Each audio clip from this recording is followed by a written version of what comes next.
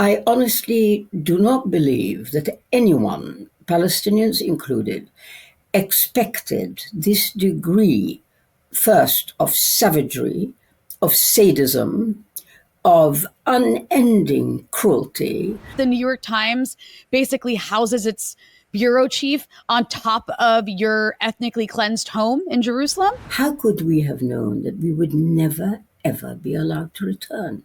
We could not have known that. You know, the propaganda is so good when you even have avowed atheists quoting the Bible. It's outrageous that a civilian population, innocent of any crime against the Jews, should have been expelled, forcibly expelled, and been made to lose their homes, their country, their livelihood, their lives, their careers. You need help. If you are a white person from Europe and you think that you are indigenous to land in the Levant, I just look at these people and I'm like, are you delusional? It was all in the service of Europe, expiating its conscience, expiating its guilt at our expense. The poor people of Gaza have paid a huge price, but their sacrifice actually, honestly, was not in vain. Israel cannot win in the end, and that is not just wishful thinking.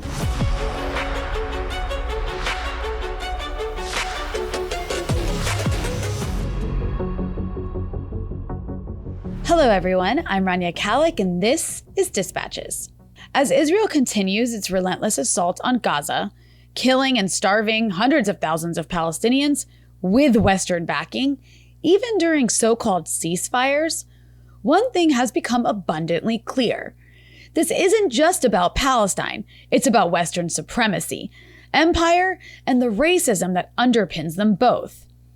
Our guest today has spent her life exposing those deeper roots, the colonial mindset that made Palestine disposable, the Western guilt that turned Jewish suffering into Palestinian punishment, and the moral rot that allows genocide to be broadcast live without consequence.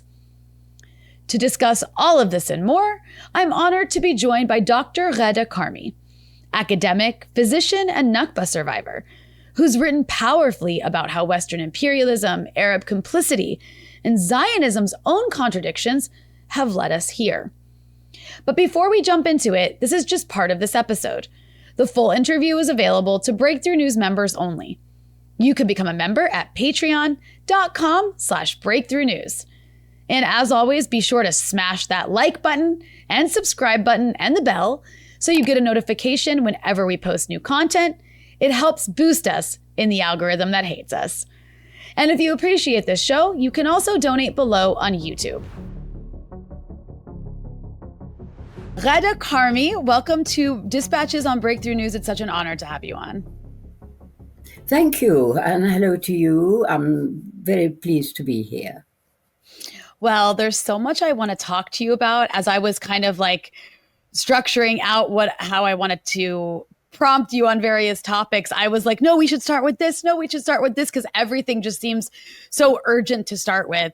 But I settled on, the fact that you have lived through the Nakba. You survived the Nakba. You've witnessed, every Israeli war since then. And now you're watching, obviously, the total destruction of Gaza, this kind of most extreme phase yet that we've seen of Zionist violence.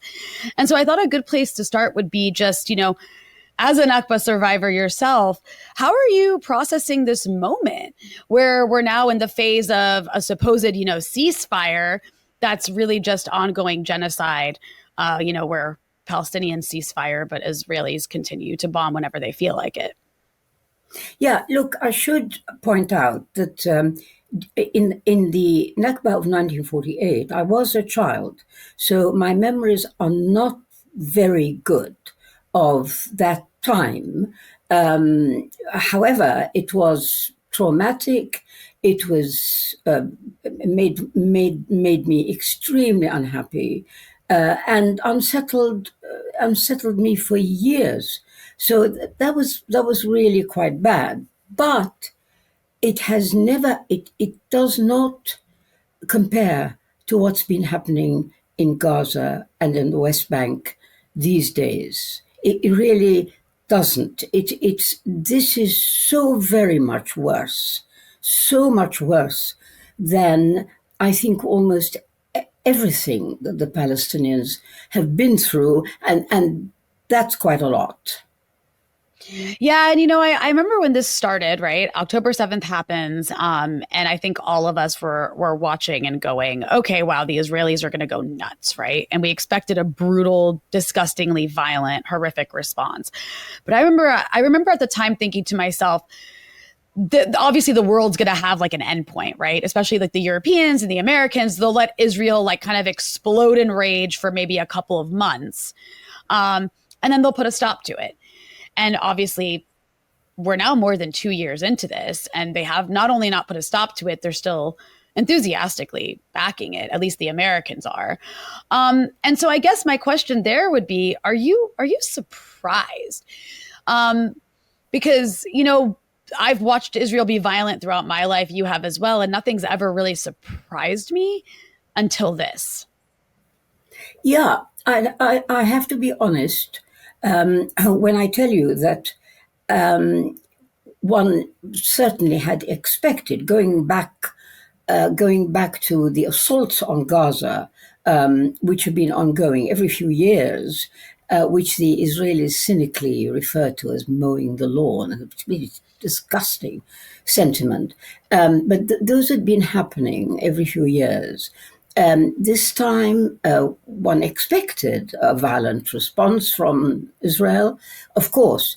However, I honestly do not believe that anyone, Palestinians included, expected this degree, first, of savagery, of sadism, of unending cruelty and destruction going on for so long, and apparently not finished yet. Not finished yet.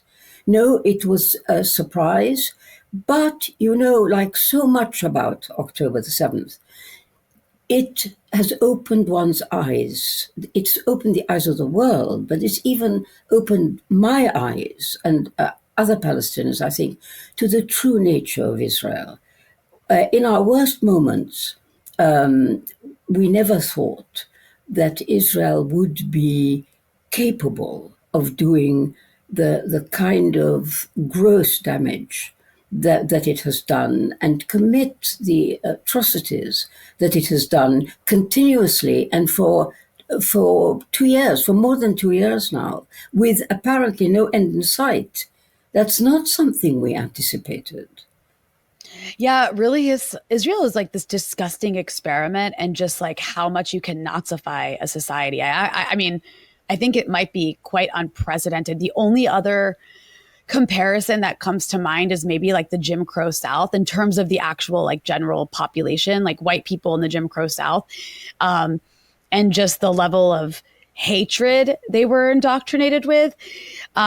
But, with the Israelis, I mean, I used to be so uncomfortable, for example, with like the Nazi comparison, like years and years ago. And now I'm like, no, I think that this deserves like its own word, actually, because this goes to even like a different dimension, because we're talking about generations here and an entire society that is like enthusiastically almost like drugged up on genocide.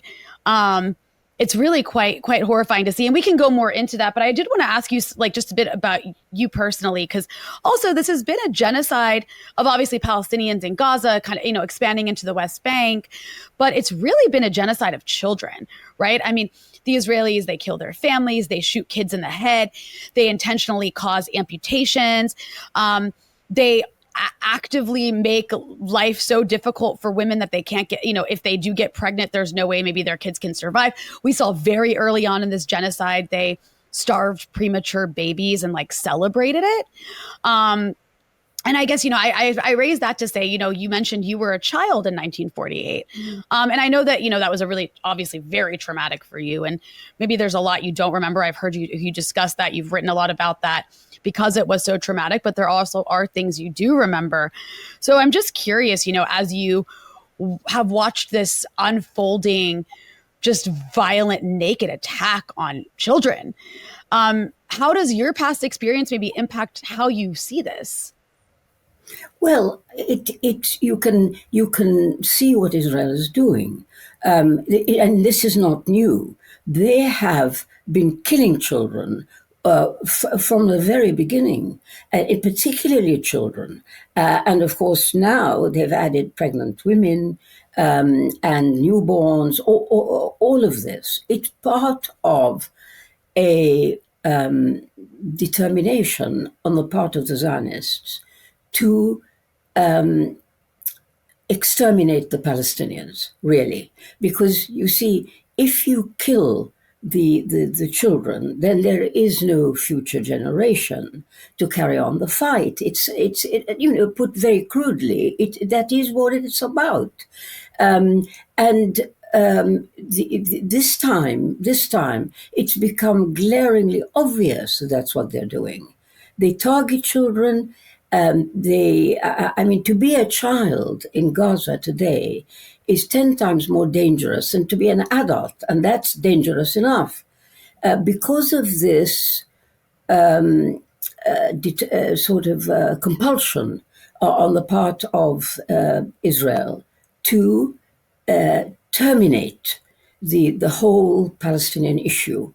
Because, from their point of view, you see, even if you expel all the Palestinians who do ethnic cleansing on a massive scale, the problem is, your problem, if you are Israel, is the children of those people who were expelled will grow up to carry on the fight even more ferociously than their parents did. So Israel is not at peace. It cannot be at peace like this. So it imagines that if it blots out any future generation, then that might be the end of the Palestinian problem. It's really disgusting. And, I wanted to ask you, from your own experience, what do you remember about Palestine before the Nakba, which you've written about in your memoir? And then what do you remember about your experience of being displaced? I ask you that because obviously there's, something significantly more violent, as you mentioned, to what children in Gaza are going through now. But I think it's worth hearing that, obviously, what Palestine was like before, and then your experience of that trauma, as there's been just like so many examples of that since then. Yeah, in saying, how much do I really remember? Because I was born in Jerusalem. All I knew of Palestine was really Jerusalem. We did visit our place of origin, which is Tulkarm, on the West Bank, but I don't really remember those visits very well. Mainly, my memories are of a house, as you'd expect from a child. The house, the dog. We had a dog, which I loved dearly, dearly. A dog called Rex, and the house, the garden, the next door neighbors, the children that I played with, and my school. I just started primary school, so there was that added dimension to it. Now, my memories really, I would say, started in 1946, when I was myself 6, and my father, the King David Hotel, which was a very important building in Jerusalem because it housed the offices of the British Mandate government. This hotel was bombed by Zionist militias. And many people died that day. About 100 people, many of them Arabs, some of them British, but lots of them Arabs. Now, my father's office, where he worked, was close to the King David Hotel, and my earliest memory is my mother being distraught because she didn't know. I mean, there were no telephone, no mobile phones, nothing like that. So how she was desperately anxious about my father's safety. So and somehow, that was for me as a child some kind of turning point, because things somehow were not the same after that. Um, I went on, of course, school went on, and we were all okay, but until the beginning of 1948, I would say that was really where I was aware, without understanding what the events were, the politics, the history, the agreements. I knew nothing, but I knew something had changed. We were no longer that feeling of safety, of security you have in your own home, the way that as a child you expect things to happen during the day. Something happens, you have breakfast, then you have this, and then you have lunch, and then you might have come back from school, and this all changed. Schools closed, so there was none of that anymore, and I knew that was something not good. And really, it was, I would say, a time of increasing anxiety and fearfulness on my part and that of my brother and sister. Now, these were not articulated as understanding the actual events, but very much reflected what my parents were feeling. Because, children are very affected by their parents. And my mother was quite nervous. My father was worried. That was obvious. So that was, that was not good. Now, of course, I recognize this was not, this is as nothing almost to the experience of village people, of people in other areas where the Zionists from 1947 were beginning to commit massacres, to force people out. This hadn't happened to us until, I would say, 1948. And then in those months from the beginning of the year until April, which is when we finally left, were ones of increasing anxiety, insecurity, and danger. You could tell there was something dangerous going on, not only because snipers moved in to some of the empty buildings near our house, because some families had already left. So the buildings where they had been were empty, and Zionist snipers took up their positions there, and they shot at people walking along the street. So it was really palpable, that kind of danger. And it somehow merges in my mind in some kind of fog of fear and worry and unhappiness, all of it rolled into one. And only a child, can feel that frightened because they're so powerless and they don't understand what's going on. So they've no way of anticipating what might happen.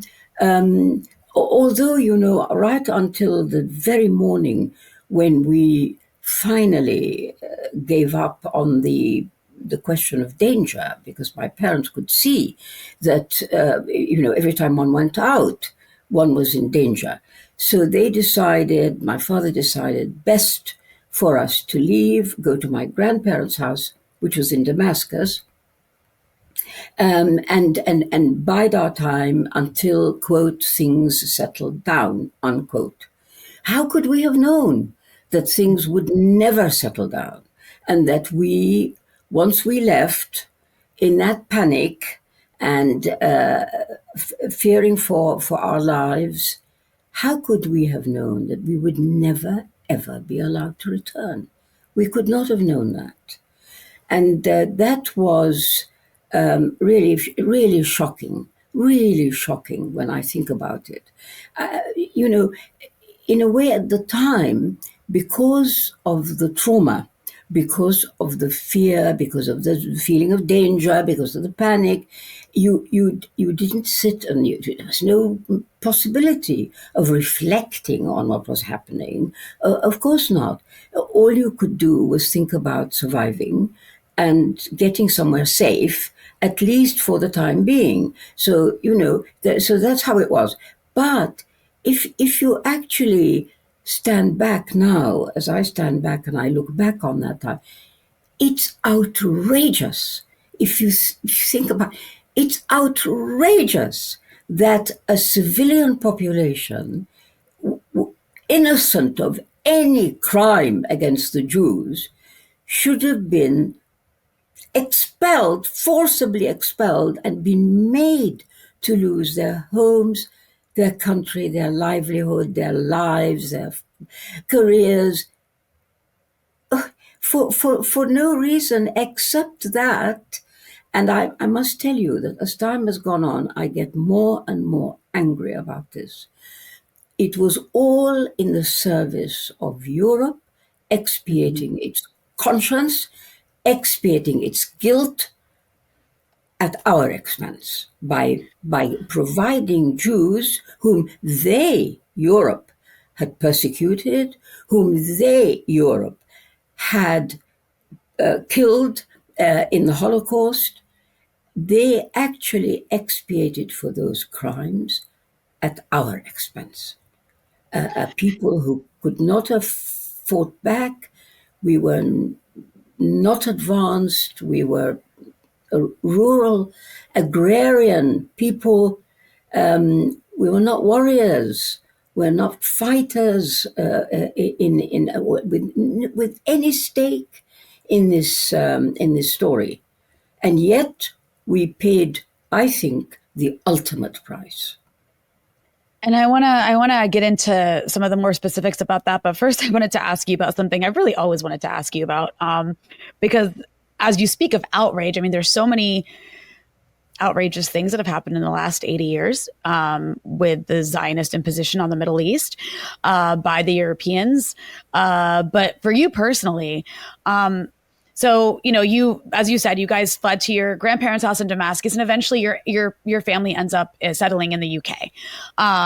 And, you became a physician, you've been in academia, you've been an activist involved in so much, you've written books, and you've also watched from the West the ongoing explosions of Zionist violence, whether it's 1967, 1973, the first Intifada, the second Intifada, every war on Gaza, all the wars on Lebanon, on and on and on, which, I imagine was quite interesting maybe to see from the place that created the problem in the first place, with the British. But in that time, you also had the opportunity to go back and visit. And one of the things that you did visit was the New York Times bureau chief's home.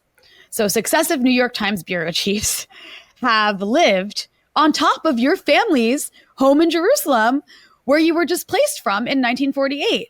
And I think it started with Thomas Friedman. You can correct me if I'm wrong on that. But it's such, you speak of outrage. This is such one among so many outrageous stories.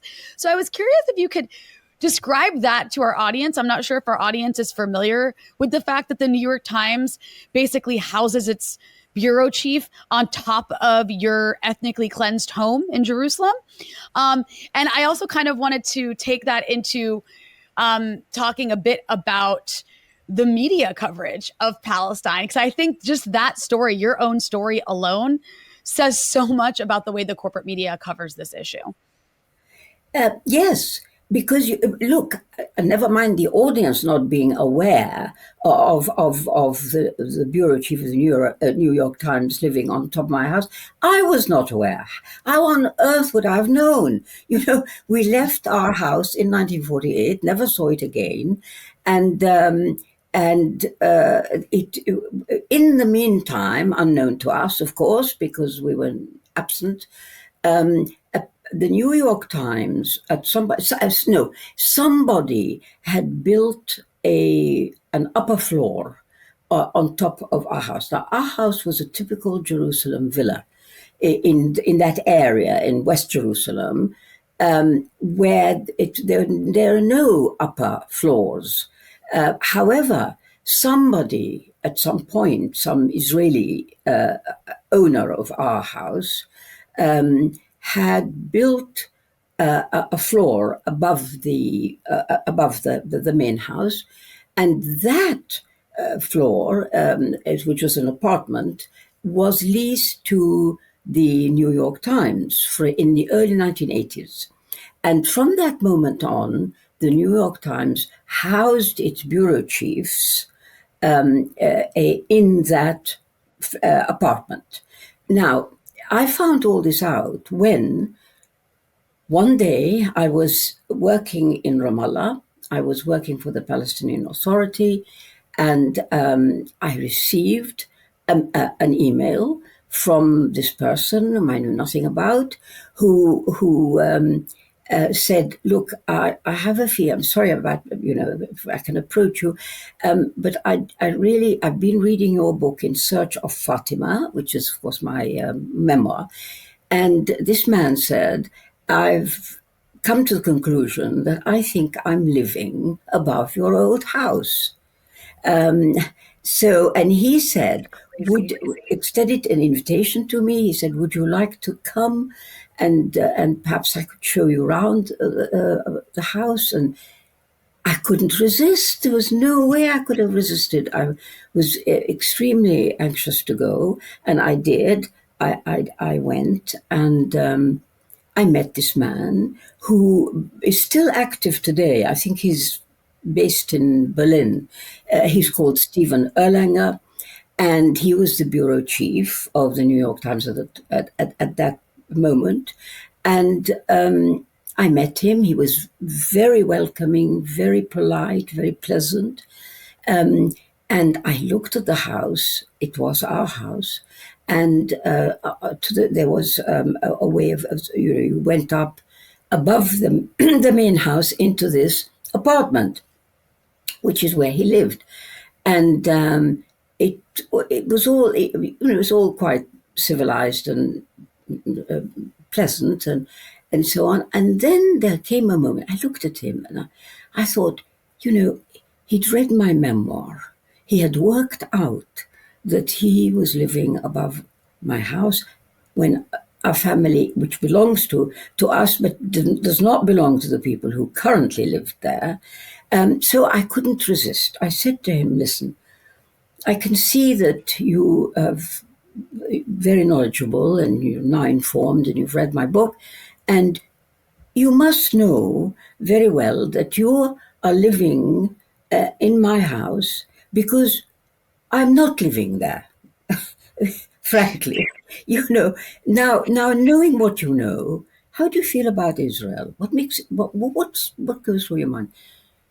And he got into a terrible difficulty and hummed and hawed and was evasive and cleared his throat and dear. And he absolutely was unable to deal with the question. So it was. I mean, there was more in which I pressed my point, and I said, "But why would you, knowing what you know, how can you go on thinking in the way that you do and writing in the way that you do?" Now, he could not have an answer. He did not have an answer. He had the grace to be embarrassed, that I could see, but he didn't take it any further into apologizing, saying how sorry he was, or And you're very right, to point out to the significance of this story, in the sense that it explains quite how the media covers, or does not cover, in fact, the story of the Palestinians. It glosses over all this stuff. It presents Israel, particularly liberal type Israelis, in an attractive light, and it will not tell the truth about what happened. And that day he introduced me to the people who quote, own the house now. An Israeli liberal, Israeli family, very courteous again, and rather apologetic, I thought, sort of saying, well, can we show you around your own house? But no, they didn't say that. They said, please feel free to go in all around the house. And, everyone completely oblivious to how I might feel, what memories it might have stirred in me, and they didn't have the decency to at least get out of the house that evening and allow me a few moments on my own. So that sort of insensitivity, cloaked by a liberal seeming pleasantries, liberal seeming pleasantries about everybody being civilized. This is the kind of stuff that I assure you, Rania, I, I hate more, even more, than the crude right wing Likud type, in your face brutality. I prefer that to this hypocrisy, play acting, dishonesty, which I saw that evening. I mean, that's just such an insane story. Like I'm trying to put myself in your shoes here, and I can't believe you were able to maintain your composure. Um, I'm sure you didn't have a choice. I mean, you're surrounded by people. Like, what are you going to do in that situation other than, I guess, like politely challenge and then smile and nod? But wow, it's also just so shocking. And it does, like you said, say a lot. I wanted to ask you about, you've said repeatedly that this genocide must be stopped, right? And then the question we all ask is like, well, how do we stop it? One, but also like, how is it even allowed to get this far? And so you've written a few pieces, more recently about sort of what explains this moral collapse of Western leaders, who claim to stand for democracy and human rights, but then stand by genocide. And you have kind of pointed out two things in particular that you think explain why there's so much Western backing for this settler colony, that just like there's no red lines, it seems, on what they're allowed to do. And one of those things that you've pointed out is Western racism. And how, this, if we don't stop or tackle this Western racism, this Gaza nightmare, as you've written, will be repeated elsewhere. And you also place that in the context of this current ceasefire, which you called this gun to the head approach towards Palestinians, which I would actually expand that to say that's the U.S. and Israeli approach to the world at this point, is a gun to the head approach. But, this is a really important way, I think, to understand the world, especially in the era that we're in right now. So I'm curious if you can elaborate on that aspect of this, that Western racism from top to bottom. I mean, it's more top, but also something you've also pointed out is that racism is so generalized among the populace that even if people aren't necessarily out and out anti-Arab racist, this provides what you've called a permissive background to these prejudices of the elites. So yeah, I'm curious if you can elaborate a bit on that Western racism that's at the foundation of this. Yeah, look, the whole, you have to go back to the way that Britain behaved over 100 years ago when producing the Balfour Declaration.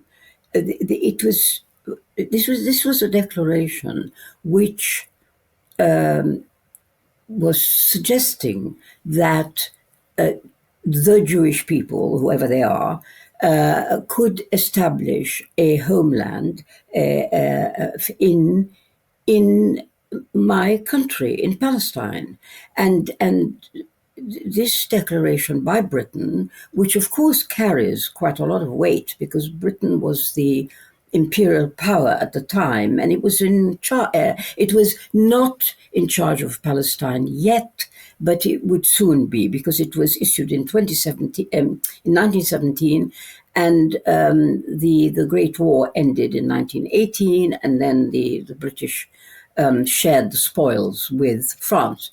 And part of the spoils was the country of Palestine.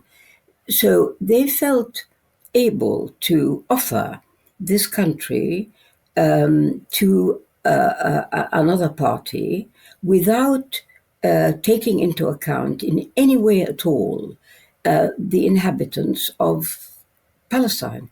It didn't occur to Lord Balfour, Arthur Balfour, who issued the declaration, who was then Foreign Secretary of Britain.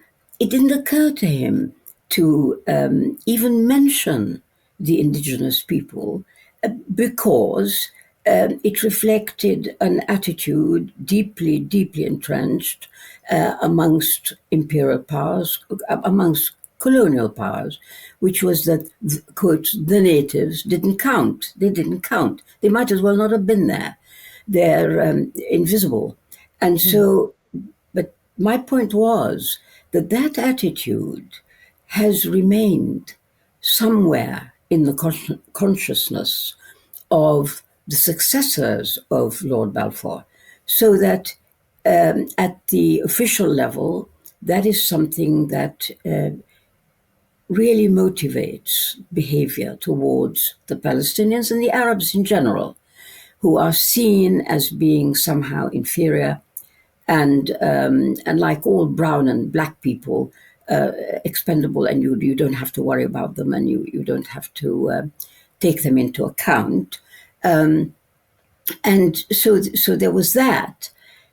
But you see, the problem for Palestinians is that in this case, there is an added factor, which is there has been, alongside this basic racism, a fearsome propaganda campaign to impose the Zionist idea, to present the case for the need for a Jewish state, this kind of thing. That's been going on at the same time, and it has had its effect. When I say it's not just the leaders of Western people, but it's the Western people themselves, the populations, who have also been persuaded by this propaganda that somehow this land belongs to Jews, and that's part of course, Christianity and the Bible, etc. And the whole story, which I think, frankly, is masterly, really, on the part of Zionists, which is linking the Old Testament, the Bible, and and the modern day, that the Jews, whoever, as I say, they are, meaning dispersed all over the place. Who knows? Polish, Russian, Lithuanian Jews, exactly. And all these apparently form one unit, and this unit has carried on regardless through the centuries, from the days of the Bible to until today. This preposterous idea that these people actually, and therefore, of course, it follows that they're going to come home because it's the same people. They've in the popular imagination, nothing's changed. It's the people of the Bible, and here they are, and they've got to go home because it's the land of the Jews. So, it's very difficult to fight this on two fronts: the racism and the Zionist propaganda. Yeah, the propaganda is so good when you even have avowed atheists quoting the Bible to say it's that these people from like Latvia or Lithuania or Poland or Ukraine are actually like indigenous to the Middle East, to West Asia. And I just look at these people and I'm like, are you delusional? Like something is actually like wrong with your brain. Like you need help. If you are a white person from Europe and you think that you are indigenous to land in the Levant, you are sadly, something is wrong with your brain. Or you are just so heavily indoctrinated. I don't even know where to start. But all that's to say, I mean, that other aspect that you bring into this, it really is such a powerful narrative because of the Jewish factor, right? Because if it was just white people, I think in the year 2025, if it was just, waspy people, it could be much more easily dismissed, all of these ridiculous claims. But because of the history of European anti-Semitism and the Holocaust and all of these things that have been weaponized to justify destroying Palestine and Syria and Lebanon, all to, to like take revenge on Germany somehow for the Holocaust, makes it that much more powerful. And I think that's, obviously the Western racism plays a huge part of this. But that's something else that you've written about quite a bit, is the way this unresolved European guilt over the Holocaust allows Israel till now to act with such impunity, though I do feel like that has increasingly diminished, at least among a younger population that maybe isn't as, close to the Holocaust, because it happened so long ago at this point, and also because the anti-Semitism card has just been so abused. But I was just curious if you can talk a bit about that, because God, that must have been, I know for me growing up I grew up in Virginia next to DC, and growing up with like the idea of the Holocaust and, Jewish persecution. And as an Arab in the US, I was always made to feel kind of like automatically guilty for this thing that Europeans did that I had nothing to do with. So, I mean, I can't imagine how much that was imposed on you in a place like the UK that was probably significantly less diverse when you were growing up. Yeah.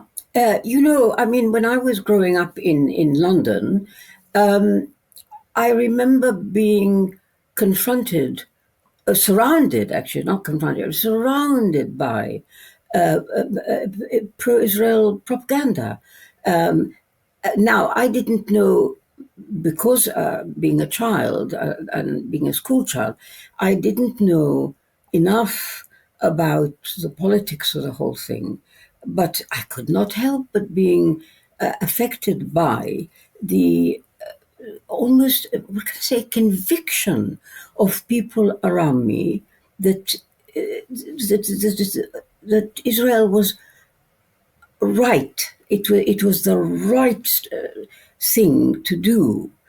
Creating Israel was the right thing to do, given the sufferings of the Jews, and the biblical connections. This is a complete story, which was hammered into me again and again by my surroundings, by the media, by anything I read.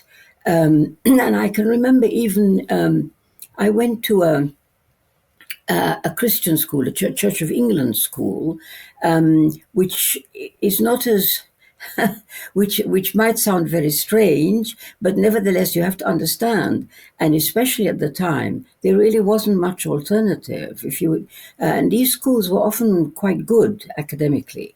So my parents, thinking of my academic future, put me enrolled me in this school. Now I can remember our school teacher talking to us about the quotes the Holy Land, and saying that the Jews this and the Jews that in the Old Testament, and not a word, not a mention about the fact that this country, which has become a Jewish state, had other people living in it. Not a mention at all. And the effect of all of that is that you do internalize it yourself at some level. I didn't have the confidence, the self-confidence, in which I could have challenged any of this. I couldn't. And so I internalized some of it. I can remember even feeling somehow almost apologetic about who I was, that somehow it conflicted with this idea that everybody accepted. So I can even remember, and this is so pathetic, because the name Palestine had gone out of use, I assure you that only 2-3 years after the creation of the State of Israel, the name Palestine fell away from use. It's difficult to imagine, but it's true. So people actually didn't know what Palestine was suddenly. And I started to feel, as I say, apologetic, thinking, well, if I say from Palestine, they'll say, what's that? And so I would say from the Middle East, and people kind of accepted that. But when I look back, I think how very pathetic How sad that should have been the case. That is sad. I feel sad for like my child self as well, like the things that I was surrounded by and the ways I think you described it perfectly as you're made to feel almost apologetic because you don't want to upset, I guess, maybe the feelings of people who are basically supremacists who like think that your land is theirs. It's insane. It's insane. But I think it's also interesting to hear that juxtaposed to today because you say like the word Palestine, no one knew what it was. I think now a lot of people know what Palestine is. And in some ways, like I think about what's happening today, it's so horrible. It's so horrifying. And it's scary because as you've written about, it's like, is Israel actually going to get away with destroying Palestinian existence in historic Palestine? It's like Israel is both winning and losing at the same time. And it's winning in the sense that it's conquered more land, it's killed more Palestinians than ever before. Yet at the same time, globally, and this is unprecedented, globally, its image is in complete ruins. And I would add in the West as well, except for maybe Germany, but that's like a totally different conversation because something is just perpetually wrong with Germany. But I guess, like, how do you understand this paradox where there's this massive Israeli military success in Gaza, in the West Bank, in Lebanon, in Syria, and also the region more generally, because it's so captured by the US. But then there's also this moral and political collapse that, you know, they're trying to pour all this money into fixing, but I actually don't think that they can. Yeah, quite. Look, Israel cannot win in the end. And that is not just wishful thinking. It's clear to me. It cannot. Because if you enjoyed this episode and want to hear the rest, you can access it by becoming a Breakthrough News member at patreon.com/breakthroughnews.